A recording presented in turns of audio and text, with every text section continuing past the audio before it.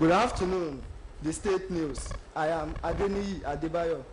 Governor Ademola Adeleke has rolled out a 100 billion naira infrastructural plan that will massively lead to development in areas of education, healthcare, and road construction. The governor stated this while unveiling the plan at the escrow lounge of the governor's office. Governor's office correspondent Abdurrahim Adekilekun now completes the story.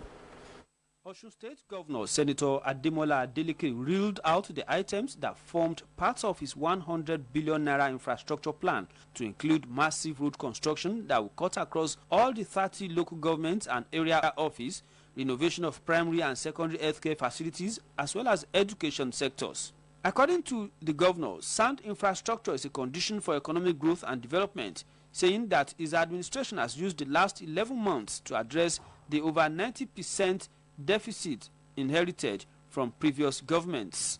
Senator Adeleke reiterated that Osun, being the cradle of Yoruba civilization, must be put in a pedestal where it will be rated first in new age sectors like digital economy, infrastructure, and sound education. He stressed that the infrastructure plan is purely state-sponsored without any loan from financial institutions, with a pledge that the government will not compromise rule of law and due process. The main purpose is therefore to unveil a multi-billion infrastructure plan to address the huge deficit the state is experiencing. Sound infrastructure is a condition for economic growth and development. The difference between a growing economy and a dormant one has to do with how developed state infrastructure is. In the case of Osun, I have used the last 11 months to address the over 90% infrastructure deficit our nation inherited. Items that will gulp the multi-billion naira infrastructure plan include 345 healthcare centers, provision of potable waters, new toilets and bathrooms, beddings, renovations, and supply of classroom equipment in an attempt. Items that will gulp the multi-billion naira infrastructure plan include 345 health centers, provision of potable waters, new toilets and bathrooms, beddings and renovation, as well as supply of classroom equipment, all in an attempt to take Medicare to the doorsteps of the people. Let me declare here that the infra plan I'm about to unveil is purely state-sponsored without any loan from financial institutions.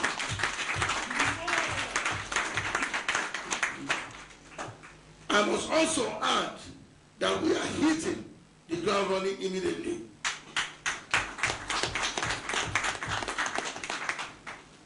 After this launch, Bello, are you listening?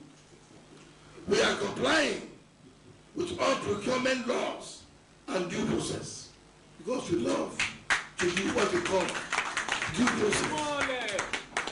due process, and of course, rule of law. Other projects include dualization of roads and flyovers to be constructed in Osogbo, Ilesha, Ife, Ede, Ikirun, as well as installation of street lights across the state, especially in Osogbo, the state capital. It has been Abdurrahim Adekilekun reporting. Meanwhile, the senior special assistant to the governor on Bureau of Social Service, Mr. Akitude Bello, has stated that 100 billion naira infrastructural plan unveiled by Governor Ademola Adeleke is born out of passion for economic growth and development of Osun State. Bello said this while featuring on Imole Ayo, a sensitization program which promotes the activities of Governor Ademola Adeleke's administration on Osbc radio and television channel. He expressed the confidence that when completed, the project will turn the state around to an investment destination and address huge infrastructure deficits in the state, dispelling the rumors being peddled around that the execution of the multi-billion naira project will affect regular payment of workers' salaries. The governor's aide emphasized that Governor Adeleke prioritized the welfare of the state workforce and retirees. Therefore, the infrastructure plan will not in any way hinder the salaries of allowances of workers and pensioners.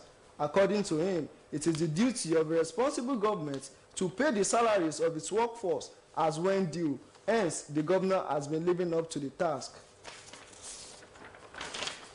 In the meantime, Osun State chapter of the People's Democratic Party has described criticism of its government's multi-billion naira infrastructure by the State All Progressive Congress as unpatriotic.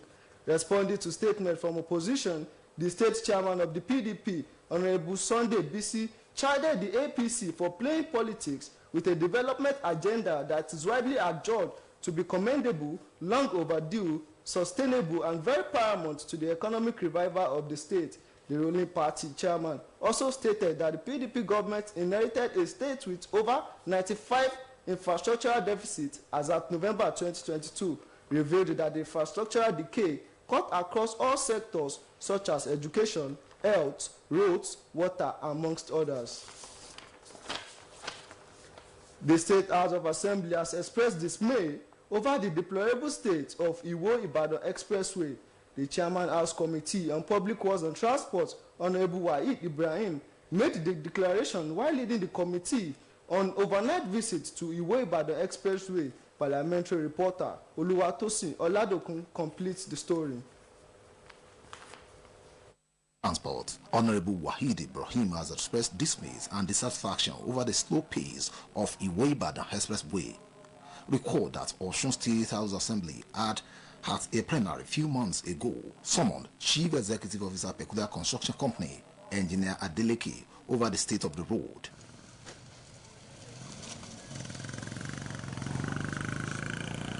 Few weeks after his appearance, Speaker Osun State House Assembly, Honorable Adewale was constituted an ad hoc committee chaired by the Deputy Speaker, Honorable Akinyode Oyewusi, to ascertain the level of work done so far on the said road. Barely 2 months after the ad hoc committee visitation, the Chairman House Committee on Public Works and Transport, Honorable Wahid Ibrahim, led members of his committee to the road with the aim of ensuring the follow-up.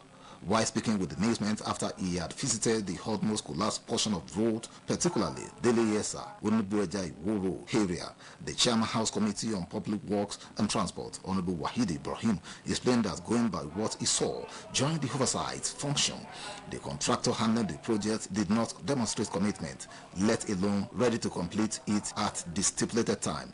He explained that having mobilized the company, the level of work also have been far improved, noting that the committee foreseen and also observed that Peculiar Construction Company Limited may not capable to handle the project again. As of 2 months ago, when we came here as an ad hoc committee, they had just covered about 20 point something of the road.